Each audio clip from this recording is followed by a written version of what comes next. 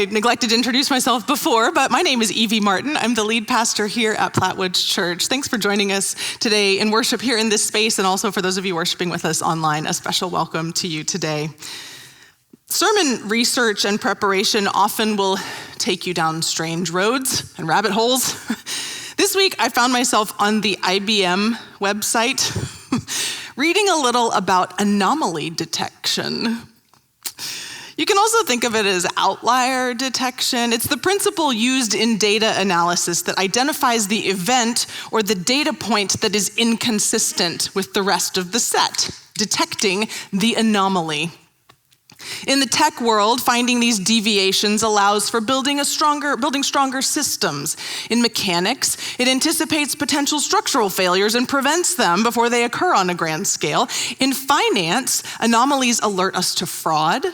In healthcare, they illuminate when patients are in trouble or in need of a different kind of care. The anomalies tend to light the way towards something real that needs our attention. Anomaly detection is useful across a lot of different fields. As I just mentioned, it turns out it's also helpful in the realm of biblical studies. In this series, Weird But Truth, we've been about the work of noticing some deviations in Scripture, the anomalies, the strange stories. And when we turn our attention toward them, they show us something important, a truth or a reality we might not have otherwise seen, except because they were weird. You can catch up with the series on our YouTube channel if you've missed out, but we've visited such anomalies as demon-possessed pigs, talking donkeys, disembodied hands writing mysteries on walls, and today we're going to talk about food. Figs, to be precise, as Pastor Jess says, well, figs and Jesus. From Mark 11, here's the story as it stands on its own. The next day, after leaving Bethany, Jesus was hungry. From far away, he noticed a fig tree in leaf, so he went to see if he could find anything on it. When he came to it, he found nothing except leaves, since it wasn't the season for figs. So he said to it, "No one will ever again eat your fruit." His disciples heard this. This happens as they're walking along from the town of Bethany into Jerusalem. It's not terribly far. And then on the next day, on the way back out of Jerusalem, we get part 2 of the fig tree story. Early in the morning, as Jesus and his disciples were walking along, they saw the fig tree withered from the root up. Peter remembered and said to Jesus, "Rabbi, look how the fig tree you cursed has dried up." What's going on with Jesus and the fig tree? This feels like anomaly detection.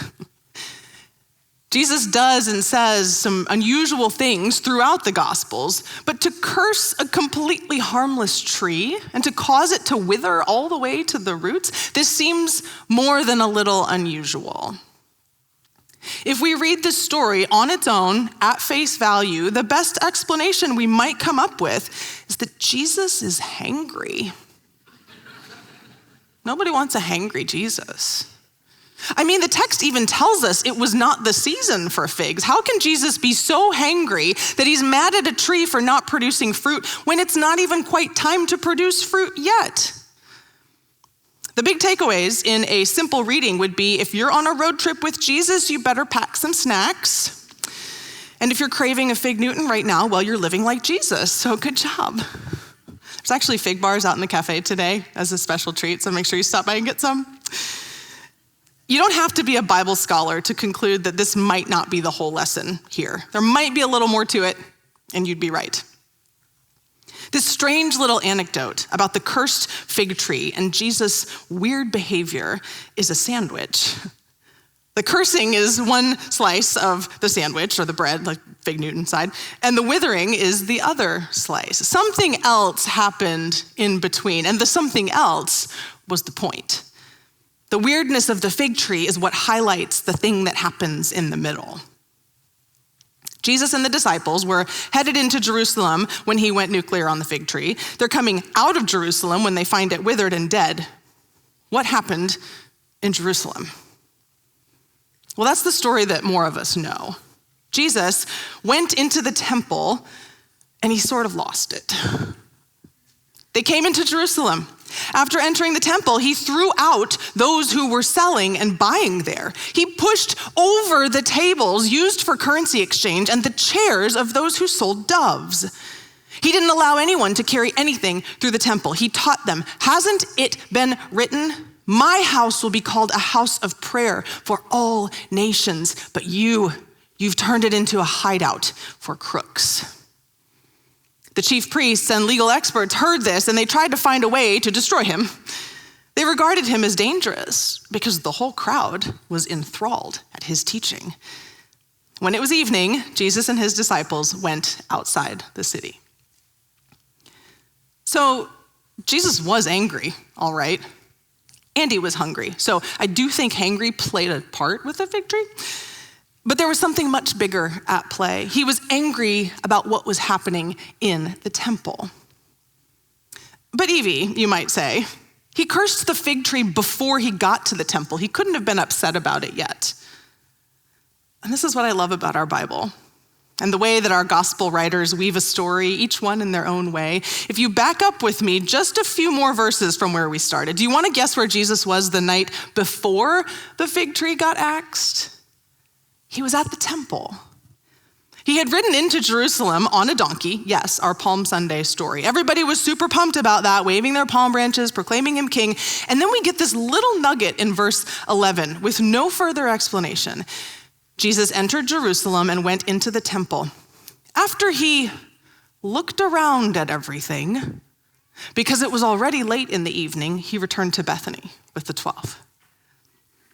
Jesus had already cased the temple. He had seen what was going on there. He had all night to stew on what was happening. The next morning, that fig tree didn't stand a chance. Jesus was coming in hot. Now, it's worth mentioning that if it had been a lemon tree or a pomegranate tree or a persimmon tree, this scene would not have unfolded. It matters that it was a fig tree. The fig tree has a history in the prophetic tradition of Israel. The fig tree has a deeper meaning. Jesus was pulling a bit of a prophetic stunt when he zapped this fig tree. It happens more than once in the Old Testament that prophets, Micah, Hosea, Jeremiah, describe God as inspecting Israel for early figs before the season is quite there, looking for early signs of spiritual fruit, of these people who are called out, who are named as the ones who will bear the story of God to the world. We find images in Micah and Joel, Amos and Ezekiel of God promising to replant Israel, that she would one day produce early figs again. For the disciples who had grown up writing the words of these prophets on their hearts, they would have heard Jesus calling upon an old metaphor of the fig tree as the people of God, as Jerusalem in this case. He may have been hungry, sure, but they knew Jesus was looking for more than just a snack. He's invoking the prophets before him to mourn the fact that once again, the people of God here in God's city, Jerusalem, the ones who are meant to be God's blessing for all people, are failing to bear the fruit of God's kingdom to the world. The tree that is meant to bring life to creation around it. The people who are meant to bring life to the world around them have no fruit to show. Jesus sees beyond the leafy green exterior to the truth that what appears alive is in fact dead inside. All of this is directly connected to what was going on in the temple when Jesus got there. This temple, the heart of the city, the center of Jewish life in the first century, this magnificent building that had been completed within Jesus' adult life, appeared bustling and busy, full of people coming and going, active and important. It was, from all appearances, very much alive, like a fig tree in full leaf. But what's going on inside of it? Is it nourishing life for those who come or for those who pass by? According to Jesus' reaction, it very definitively is not. Jesus rolls in with his entourage. It's a crowded outer courtyard already. Nobody saw it coming. Not the disciples, not the visitors, not the men setting up shop for the day. But Jesus starts rearranging some furniture. He enters nonchalantly, lingers along the stone wall to one side, and sets his gaze upon the money changer, one aisle over, who has carefully dusted off his table, arranged his stacks of coins with diligence and precision, Roman currency in one stack, Greek in another, temple currency in a third, and then all the other foreign currencies sorted and placed carefully nearby. The money changer smiles, rubs his hands together, satisfied and yet hungry for another profitable day. He takes his cushy seat, just as the first wide-eyed traveler gets his bearings in this massive courtyard and spots the table where he can exchange his currency from his province far away. He's come a long way to visit and to worship in this sacred place, but he'll need the right kind of coins to pay the temple tax and to purchase his animal for a sacrifice offering. The money changer's eyes light up. This traveler is certainly a first-timer. He has no idea what a fair exchange is. He'll take whatever rate he's offered.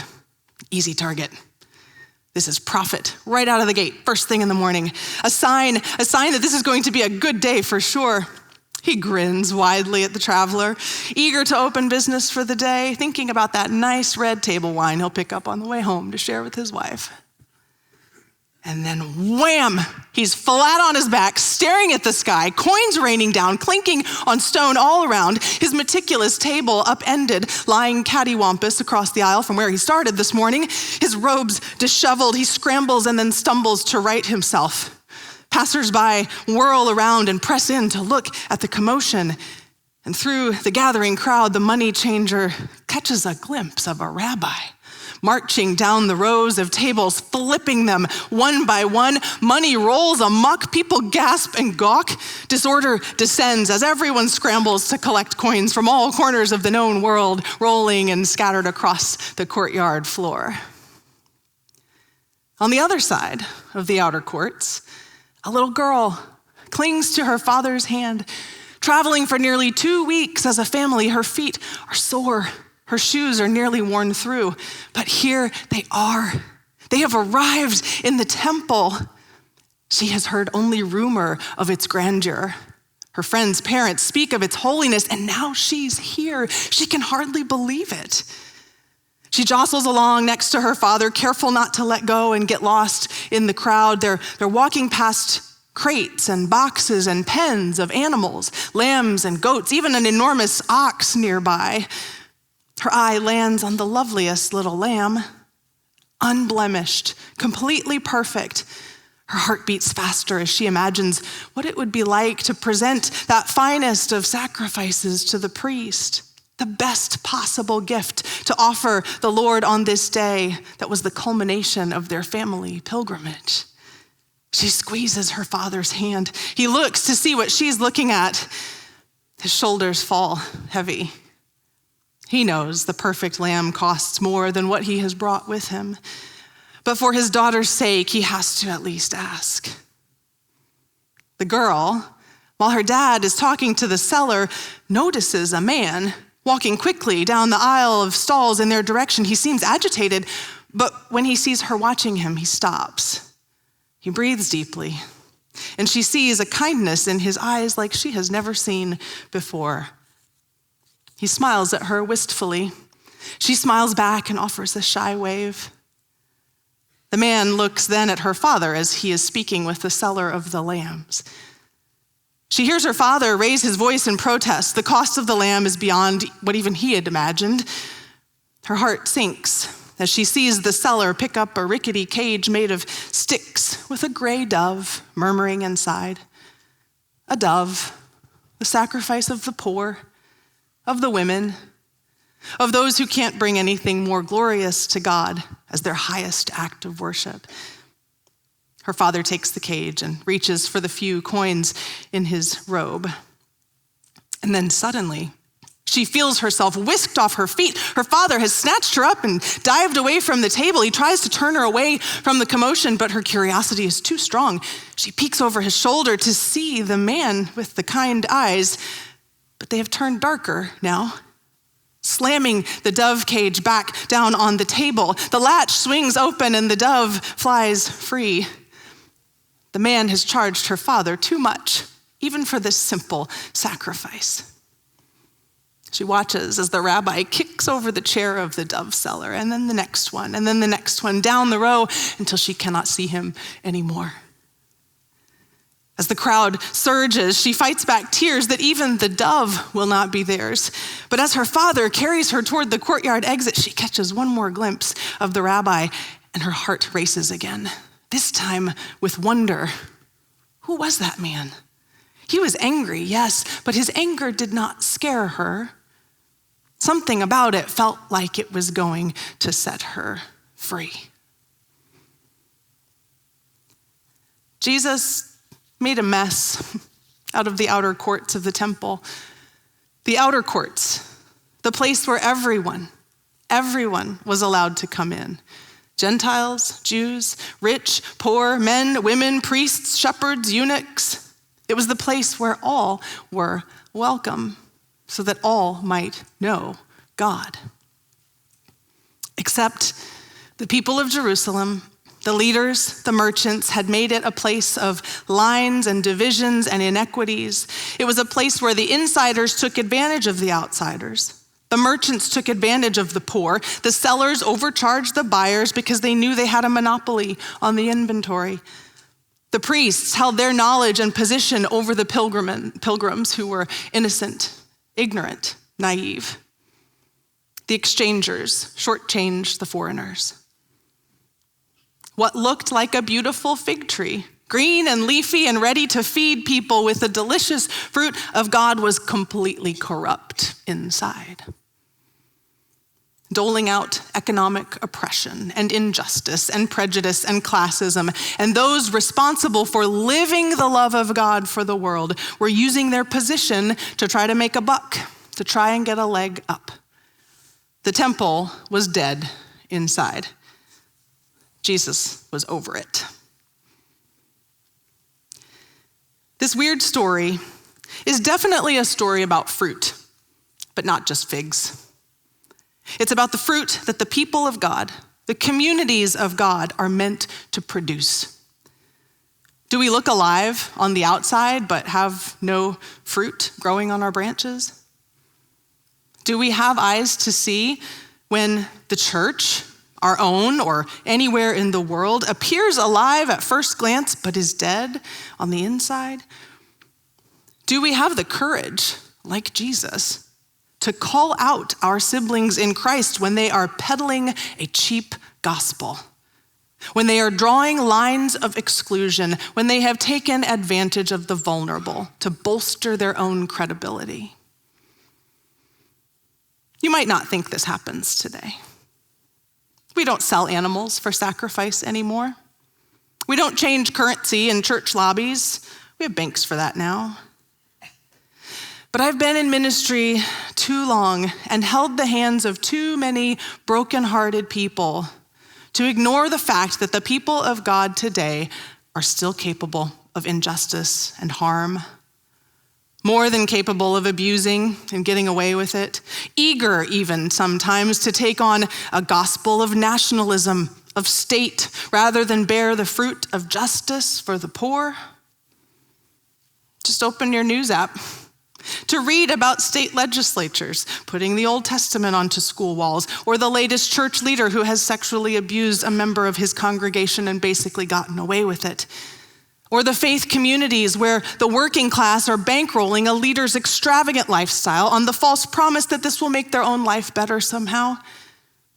Or the churches promising deliverance through a political party or candidate or pastoral leader or any other human or entity besides Jesus Christ. The corruption and deception abounds, has lived on through the ages. The modes may look different, but the temples of today, the churches of our context, can still be examined for fruit that gives life to people. And it can be found dead or dying inside. As followers of Christ, as the ones who come after he's cursed the fig tree and flipped the tables in the temple, we have the gift of hindsight, the gift of the words of Jesus in the Sermon on the Mount. We have the gift of Paul's letters. We know what kind of fruit ought to be growing in our own lives and in the life of the church. But the fruit of the Spirit is love, joy, peace, patience, kindness, goodness, faithfulness, gentleness, self-control. There is no law against things like this. That's it. This list says nothing of power or wealth or influence or position or status or book sales or a comfortable life.